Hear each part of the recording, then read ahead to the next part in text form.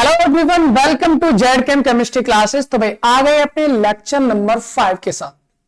तो lecture number 5 है, मतलब 4 लेक्चर हो चुके हैं। पढ़ के आ रहे हैं हम इस वक्त पढ़ रहे हैं क्या भाई, क्वेश्चन प्रैक्टिस। हम क्वेश्चन प्रैक्टिस कर रहे हैं सर, किसकी कर रहे हैं?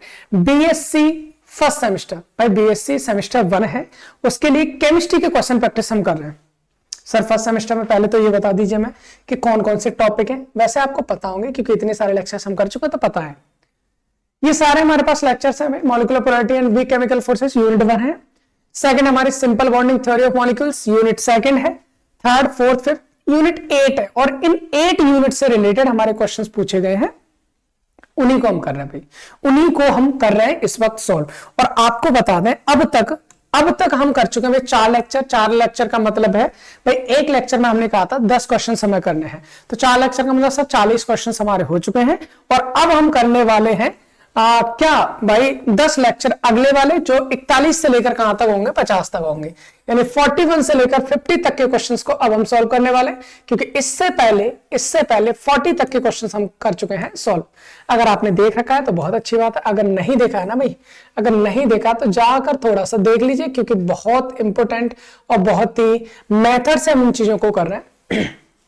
भाई कोई भी क्वेश्चन हमारे पास आ जाता है, उस क्वेश्चन को कैसे सॉल्व करना है, उसको कैसे अटेम्प्ट करना है, वो सारी चीजें हम साथ के साथ समझ रहे हैं। जो क्वेश्चन थोड़ा लेंथ है उसका कंसेप्ट भी साथ के साथ समझ लेते हैं। चलिए भाई हमारा क्वेश्चन आ जाता है पहला। क्या क्वेश्चन है भाई? Carbanion contains which type of hybridization. भाई कार्ब एनाइन पर कौन से टाइप का हाइब्रिडाइजेशन होता है, ये हमसे पूछा गया है। फिलहाल हम इसको बहुत सारे तरीके से निकाल सकते हैं, चलिए एक काम करते हैं भाई। कार्ब एनाइन का मतलब क्या होता है पहले तो सर ये बता दीजिए भाई। अगर देखो कार्बन पर अगर कोई पॉजिटिव लगाए तो इसको बोलते हैं कार्बोकैटायन, ठीक है सर। कार्बन पर अगर कोई नेगेटिव लगाए तो इसको बोलेंगे कार्बोनाइन। सर ये तो हम पढ़ चुके हैं, हमने पूरी की पूरी जो थ्योरी क्लासेस हमने पढ़ी हैं वहां पर कार्बोकैटायन क्या होता है, कार्ब एनायन क्या होता है, इसको बनाते कैसे, इनकी रिएक्शंस क्या होते हैं, इनके स्ट्रक्चर्स क्या होते हैं, इनका हाइब्रिडाइजेशन क्या है। वैसे तो सारी चीजें हम उधर पढ़ चुके हैं। अगर आपने पढ़ रखी है बहुत अच्छी बात है, नहीं पढ़ रखी हो, पढ़ना चाहते हो तो डिस्क्रिप्शन में लिंक मिल जाएगा सभी प्लेलिस्ट का, आप जाकर वहां पर एंजॉय कर सकते हो लेक्चर्स को। फिलहाल हम जान लेते हैं कार्ब एनायन का हाइब्रिडाइजेशन क्या होता है। भाई आपको बता दें, वैसे तो हाइब्रिडेशन के लिए हमने एक फॉर्मूला लिखा था, हमें काम करता है यहां पर लिख लेते हैं भाई। CH3 मैंने लगा दिया नेगेटिव। क्यों लगाया भाई CH3 पे नेगेटिव? सर कार्बन की वैलेंसी होती है 4, ठीक है ना, कार्बन की वैलेंसी होती है 4। CH4 मान लीजिए, अगर एक H हटाकर उस पर नेगेटिव लगा तो मेरा कार्बन आयन बन जाएगा ना। बिल्कुल सही बात है सर। हमने हाइब्रिडेशन निकालने की फॉर्मूला देखा था कि 1/2 यहां पर करने आपको वैलेंस इलेक्ट्रॉन, ठीक है, प्लस मोनो बॉन्डेड एटम, ठीक है, प्लस नेगेटिव चार्ज को माइनस कर दो, नेगेटिव चार्ज को ऐड कर दो और पॉजिटिव चार्ज को कर दो माइनस। सर ये वाला हमने एक फॉर्मूला पढ़ा था क्लास के दौरान, इस फॉर्मूले से भी निकाल लेते, बिना फॉर्मूले के भी निकाल लेंगे, टेंशन नहीं लेने का बिल्कुल भी। यहां हाइब्रिडेशन बराबर क्या हो जाएगा, 1/2 बैलेंस इलेक्ट्रॉन। सर कार्बन में बैलेंस इलेक्ट्रॉन कितने होते हैं? सर 4 होते हैं, बिल्कुल ठीक है, 4 कर दिया। प्लस मोनो बॉन्डेड एटम कितने? ऐसे एटम जो कार्बन से एक सिंगल बॉन्ड से जुड़े हों। सर हाइड्रोजन सिंगल बॉन्ड से जुड़ता है, 3 हाइड्रोजन, 3 ये हो जाएगा। प्लस जो नेगेटिव है उसको ऐड करो, कितने नेगेटिव है? एक ऐड कर दो। जो पॉजिटिव है उसको घटा दो, पॉजिटिव है नहीं, कोई बात नहीं, वो तो 0 हो जाना है। सर यहां देखो 4 और 3 7 और 8, मतलब ये हो जाएगा 8/2, मतलब हो जाएगा 4। मतलब इसका स्टेरिक नंबर 4 आ गया। 4 का मतलब होता है 1 S और 3 P। मतलब हमारा कार्ब एनायन की अगर हम बात करते हैं तो उसका हाइब्रिडेशन हो जाएगा sp3। कार्ब एनायन का हाइब्रिडेशन क्या हो जाएगा भाई? sp3। पहला ये मेथड हो गया। दूसरा मेथड भी हमने जाना था सर। दूसरा मेथड क्या जाना था? जैसे CH3 नेगेटिव पर हाइब्रिडेशन देखना है, कार्बन लिखो, उस पर लगो बैलेंस इलेक्ट्रॉन कितने? सर 4 है, 1 2 3 4, यही है ना, बिल्कुल सही बात है। हाइड्रोजन कितने लगे? 3, 1 हाइड्रोजन, 2 हाइड्रोजन, 3 हाइड्रोजन। अब एक चीज है भाई, कार्बन पे क्या है? नेगेटिव। पॉजिटिव का मतलब इलेक्ट्रॉन का निकलना, नेगेटिव का मतलब इलेक्ट्रॉन का आ जाना। सर इसका मतलब नेगेटिव आया, इसका मतलब 1 इलेक्ट्रॉन आ जाएगा, तो ये बन गया हमारा पेयर। शेयर नंबर देखना 1 2 3 4 आ रहा है, फिर से 4 का मतलब sp3। सर दो मेथड हमने फिलहाल जान लिए हैं कार्ब एनायन के हाइब्रिडेशन के लिए, तो इसका ऑप्शन क्या हो जाएगा देख लीजिए, जहां sp3 है उसको टिक कर दीजिए। आइए, carbanion contain which type of hybridisation, option A है sp3 जो कि है हमारा सही आंसर, जो है हमारा सही आंसर। आई होप पहला क्वेश्चन आपको समझ में आ गया होगा, उसका आंसर भी आपको समझ में आ गया होगा। Question number 42, which of the following is more basic, इनमें से कौन सा ज्यादा बेसिक है, कौन ज्यादा बेसिक है भाई। ये हमने इंडक्टिव फैक्ट में किया था बेसिक नेचर को, भाई बेसिक इनमें से कौन ज्यादा। तो फिलहाल मैं आपको बता दूं, आपने क्लास 12th में ही पढ़ा होता है, एक चैप्टर एमीन होता है भाई, क्या होता है, एमीन चैप्टर होता है। और एमीन में हम बात करें NH3 की, तो ये तो एमीन होता नहीं, ये होता है हमारे पास अमोनिया। क्या होता है ये, अमोनिया होता है सर, ठीक है। अगर मैं अमोनिया से एक हाइड्रोजन को हटाऊं और उसकी जगह कोई भी एल्किल ग्रुप लगा दूं, कोई भी एल्किल ग्रुप लगा दूं, तो उसको हमारा क्या हो जाना भाई, उसको हम बोलते हैं 1 डिग्री एमीन। क्या बोलेंगे, 1 डिग्री एमीन बोलेंगे, ठीक है सर। अगर मैं काम करता हूं, यहां से 2 हाइड्रोजन हटाकर 2 एल्किल ग्रुप लगा देता हूं, तो सर इसको कहा जाता है 2 डिग्री एमीन, ठीक है सर। अगर तीनों हाइड्रोजन लगाकर 3 एल्किल ग्रुप लगा दूं, तो इसको कहा जाएगा हमें 3 degree amine, 3 degree amine.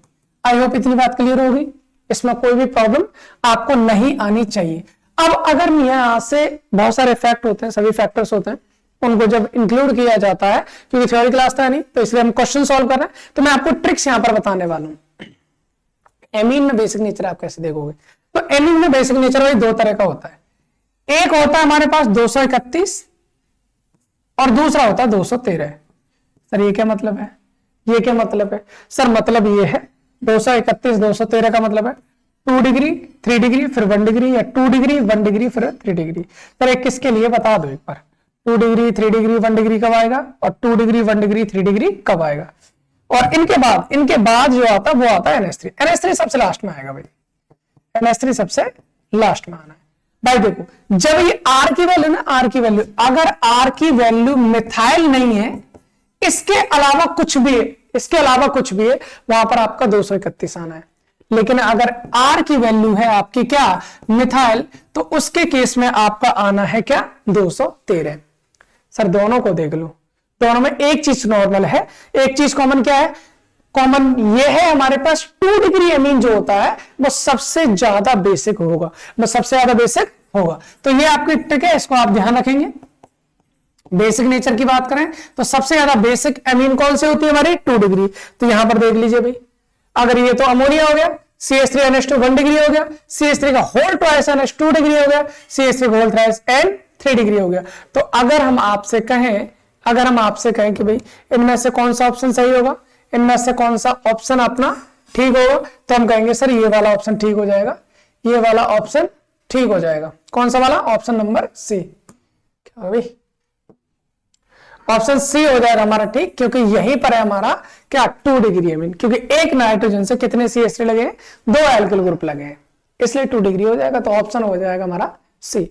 I hope clear होगा, इसमें कोई प्रॉब्लम नहीं है। चलिए फिर क्वेश्चन नंबर आता है 43, no bond resonance is, no bond resonance is. Sir जब ये हमने टॉपिक पढ़ाना स्टार्ट किया था ना, इसके सारे के सारे कंफ्यूजन ही दूर कर दिए थे। एक टॉपिक हमने पढ़ा था जिसका नाम था hyper conjugation, hyper conjugation, hyper conjugation हमने एक टॉपिक पढ़ा था। और यहां पर हमने एक चीज जानी थी भाई, हाइपर कॉन्जुगेशन को दिया था हमारे बेकर और नाथन ने। किसने दिया था, बेकर और नाथन ने। इसलिए इस टॉपिक का दूसरा नाम हमारा बेकर नाथन इफेक्ट भी होता है, मतलब हाइपर कॉन्जुगेशन को हम बेकर नाथन इफेक्ट भी कहते हैं। दूसरी चीज क्या भाई, यहां पर सिग्मा और पाई इलेक्ट्रॉन, भाई सिग्मा इलेक्ट्रॉन पाई इलेक्ट्रॉन में बदलते हैं और पाई इलेक्ट्रॉन सिग्मा बॉन्ड में जाते हैं।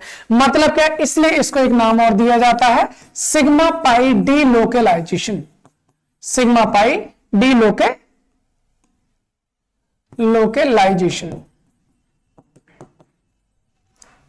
इसे सिग्मा पाई डी लोकेलाइजेशन भी कहा जाता है।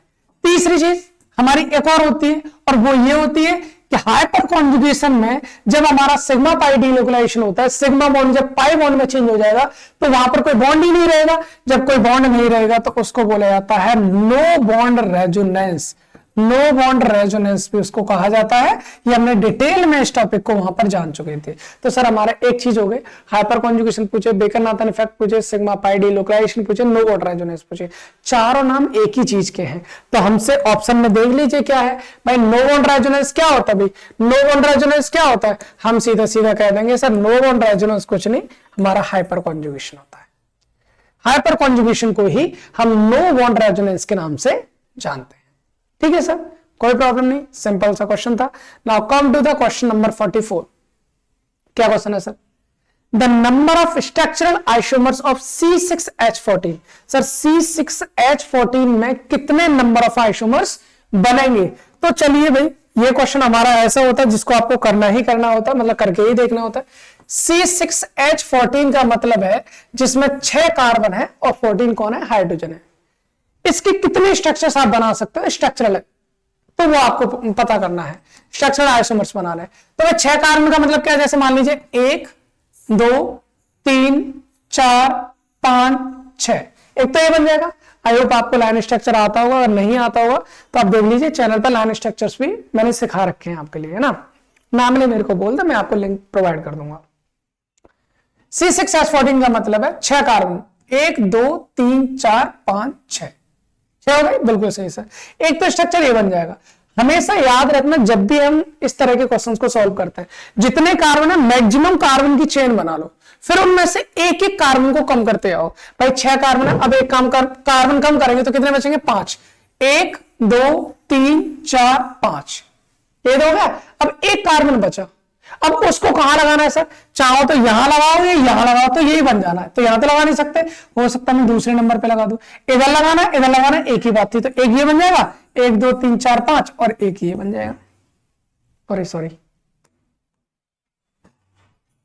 कार्बन लगाना है, Cl थोड़ी है। एक कार्बन ये रहा और दूसरा कार्बन ये रहा। अभी भी इसमें कितने? 1 2 3 4 5 और 6 कार्बन है। 1 2 3 4 5 6 कार्बन है। इसको हेक्सेन बोलेंगे, 6 कार्बन हो गए। इसको 2 मिथाइल पेंटेन बोलेंगे, इसको 3 मिथाइल पेंटेन बोलेंगे। तो 3 अलग अलग बन गए। सर क्या 5 से कम कर सकते हैं? 4 करके देखो, 1 2 3 4। अब कितने बचे? 2 कार्बन बचे सर।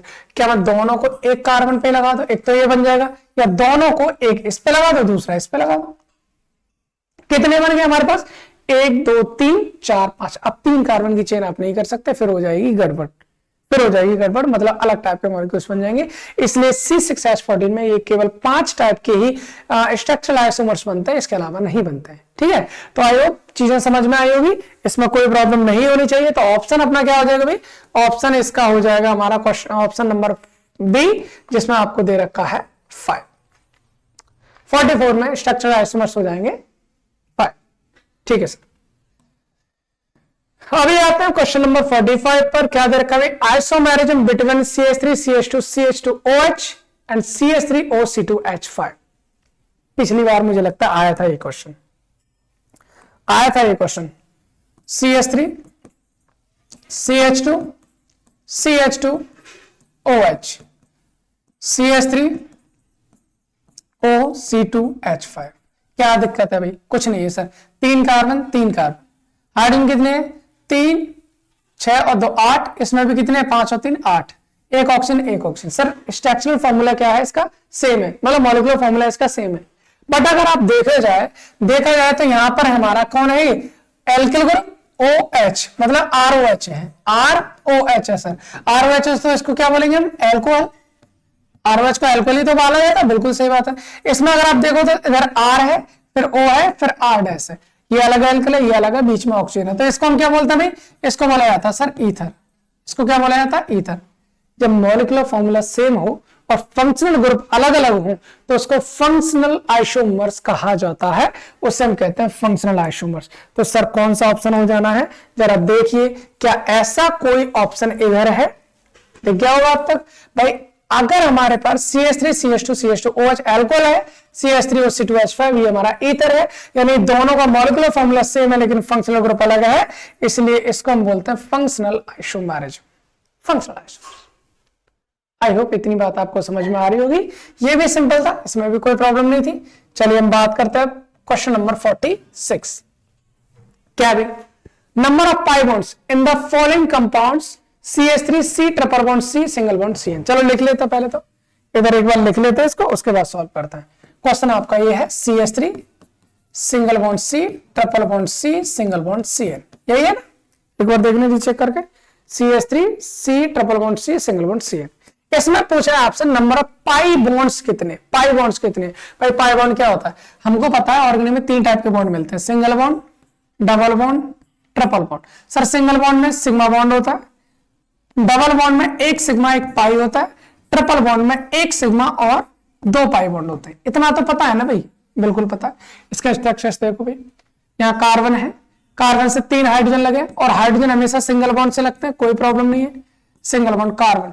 यहाँ ट्रिपल बॉन्ड है, फिर कार्बन, सिंगल बॉन्ड। CN में क्या होता है, C ट्रिपल बॉन्ड N, क्योंकि नाइट्रोजन की वैलेंसी 3 और कार्बन की होती है 4।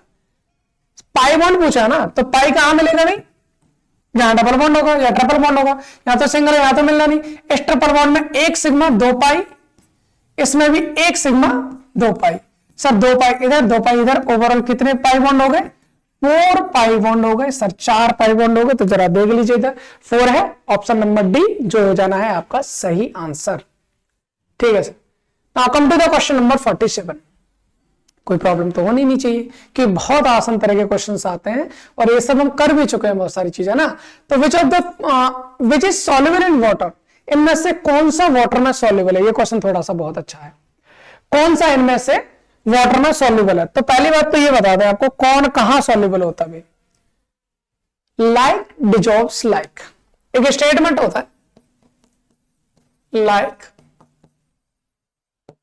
डिजॉल्व्स लाइक, इसको हिंदी में बोलते हैं भाई समान समान को घोलता है। अब जैसे 2 लोगों के बीच दोस्ती हो रही है, तो उन्हीं के बीच दोस्ती ज्यादा गहरी होती है जिनके लक्षण एक जैसे होता है। मतलब क्या है, जिनकी प्रॉपर्टी सेम होती है, जो एक जैसे होते हैं उनके अंदर ज्यादा होती है। तो कहने का मतलब हमारे कंपाउंड भी 2 टाइप के होते हैं भाई, पोलर कंपाउंड होते हैं एक टाइप के, और दूसरे कंपाउंड होते हैं हमारे पास नॉन पोलर। अब कहना क्या चाहते हैं भाई, पोलर को अगर मैं पोलर में डिसॉल्व कर दूं, अगर मैं क्या करता हूं भाई, पोलर को पोलर में डिसॉल्व करता हूं और पोलर को नॉन पोलर में डिसॉल्व करता हूं। चलो इधर कर देते हैं, चलो कोई दिक्कत नहीं, ये नॉन पोलर हो। पोलर को पोलर में डिसॉल्व करूंगा और पोलर को नॉन पोलर में। पोलर पोलर में डिसॉल्व होगा हाईली सॉल्युबल, हाईली सॉल्युबल, तो वो आपका ज्यादा अच्छे से घुल जाएगा। पोलर को मैं नॉन पोलर में डिसॉल्व करता हूं तो ये हमारा हो जाएगा क्या, लेस सॉल्युबल, लेस सॉल्युबल और इनसॉल्युबल। या तो घुलेगा ही नहीं, अगर घुलेगा तो बहुत कम घुलेगा, अगर घुलेगा तो बहुत कम घुलेगा। तो इतना ध्यान रखना है, मतलब पोलर पोलर में घुलता है और नॉन पोलर नॉन पोलर में घुलता है। आपसे कहा जाए भी, क्या कहा गया क्वेश्चन में जरा देखिए, which is soluble in water, water में कौन ज्यादा घुल सकता है। तो जाहिर सी बात है, अगर हम बात करें सर वाटर की H2O की, तो H plus OH minus, oxygen पे नेगेटिव हाइड्रोजन पॉजिटिव आता है, तो ये होता है हमारे पास पोलर।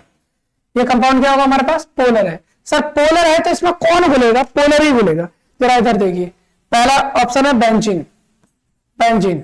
सर बेंजीन में कोई भी पोल नहीं बनता, ये हो जाएगा हमारे पास नॉन पोलर, नॉन पोलर, ये हमारा वाटर में नहीं घुलेगा। दूसरी चीज साइक्लोपेंटेन, साइक्लोपेंटेन, साइक्लोपेंटेन में ये होगा साइक्लोपेंटेन। सर यहां पर भी कोई प्लस माइनस नहीं, ये भी हमारा क्या हो जाएगा नॉन पोलर, ये भी हो जाएगा नॉन पोलर। सर ये भी वाटर में सॉल्युबल नहीं होगा। तीसरी चीज है ऑर्थोनाइट्रोफिनॉल और चौथी है पैरानाइट्रोफिनॉल। तीसरी चीज होगी हमारे पास, ऑर्थो पर हमने लगा रखा है नाइट्रोफिनॉल,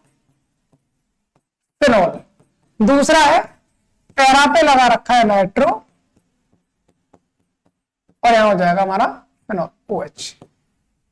अगर आपने देखा हो ऑर्थोनाइट्रोफिनॉल की और पैरानाइट्रोफिनॉल के बारे में हम पहले भी चर्चा कर चुके हैं, और वो चर्चा ये है भाई, अगर हम ऑर्थोनाइट्रोफिनॉल की बात करें, ऑर्थोनाइट्रोफिनॉल की अगर हम बात करते हैं, तो कहानी ये थी हमारे पास, यहां OH और यहां था NO2, यही था बिल्कुल।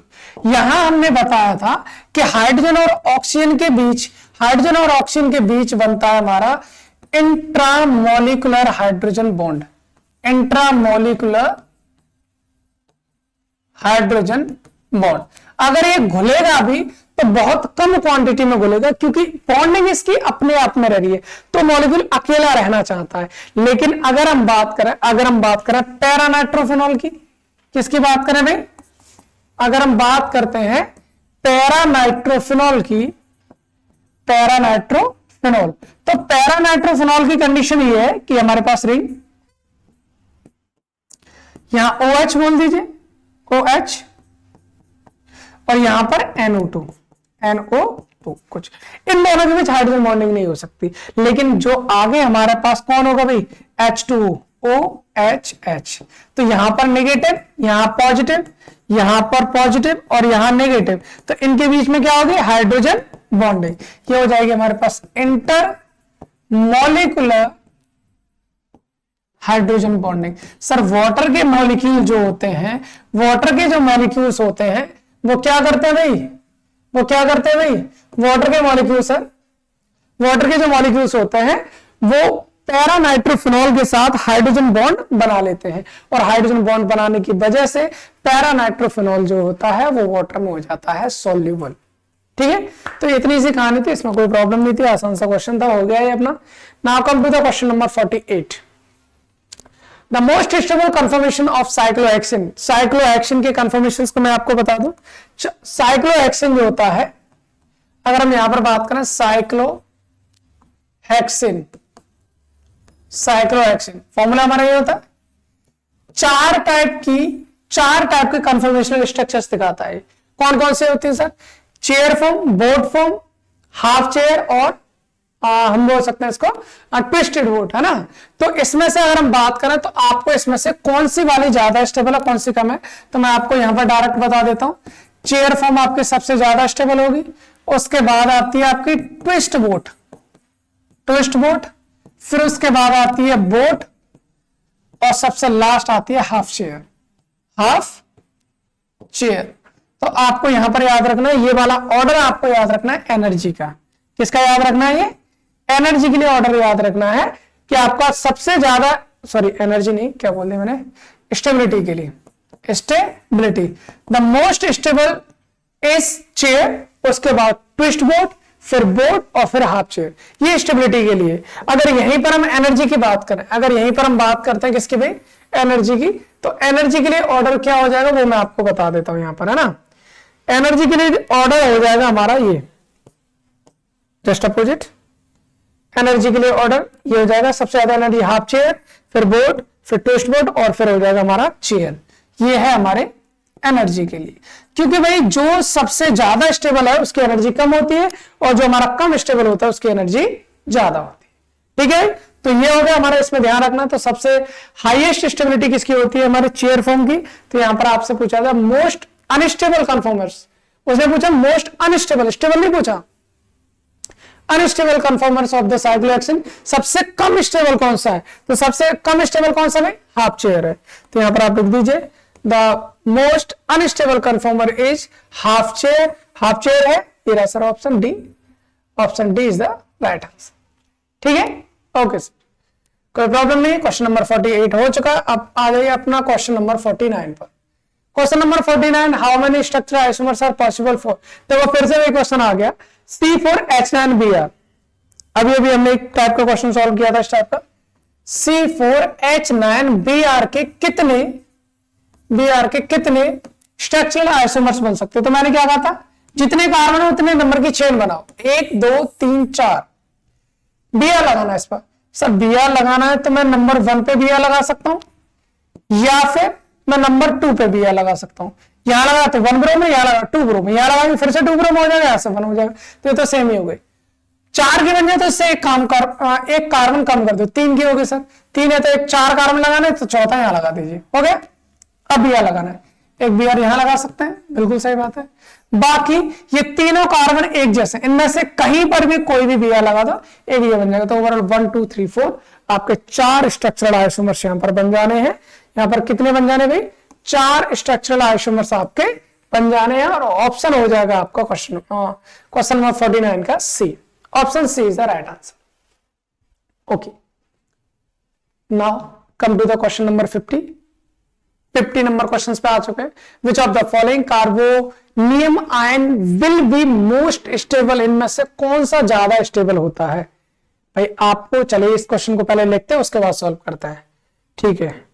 आपका पहले दे रखा भाई CH3 पॉजिटिव, CH3 पॉजिटिव, फिर है आपका CH3 CH2 पॉजिटिव, फिर है आपका CH3 का होल ट्वाइस CH पॉजिटिव, यही है।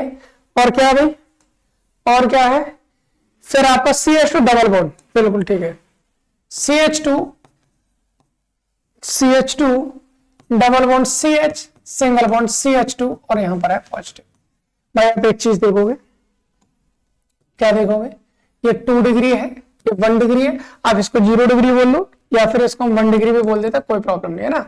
और ये अगर हम बात करें, हमने ये पढ़ा भाई 3 डिग्री कार्बोकेटाइन सबसे ज्यादा स्टेबल, उसके बाद 2 डिग्री, फिर 1 डिग्री, 3 डिग्री नहीं दिया। लेकिन आप एक चीज देखोगे, यहां पर क्या भाई, यहां पर कॉन्जुगेशन पाया जा रहा है, क्या पाया जा रहा है, कॉन्जुगेशन। और जहां कॉन्जुगेशन होता है वहां इन्वॉल्व हो जाता है हमारा रेजोनेंस। कौन इन्वॉल्व हो जाता है भाई, रेजोनेंस। रेजोनेंस पढ़ा चुके हैं, मेसोमेरिक इफेक्ट पढ़ा चुके हैं, ये सारी चीजें पढ़ा चुके हैं भाई। यहां पर क्या होगा, यहां पर ये होगा डबल बॉन्ड, अगर यहां गया तो CH2 पर आ जाएगा पॉजिटिव, सिंगल बॉन्ड CH, और यहां पर आ जाएगा डबल बॉन्ड CH2। तो ये आपस में इंटर कन्वर्ट होते रहेंगे, तो ये वाला पॉजिटिव ज्यादा स्टेबल होगा। तो सबसे ज्यादा स्टेबल कौन सा हो जाएगा, ऑप्शन डी। तो इसका जो सही आंसर होगा अपना वो हो जाएगा option D. Option D is the right answer question number 50 का। अब इसके बाद भाई क्वेश्चन नंबर 51 से क्वेश्चन नंबर 60 तक अगले लेक्चर में करेंगे। उसके बाद 61 से लेकर 75 मतलब टोटल क्वेश्चन जो होंगे, जितने बचेंगे उनको सबसे लास्ट जो लेक्चर होगा उसमें करने वाले हैं, ठीक है।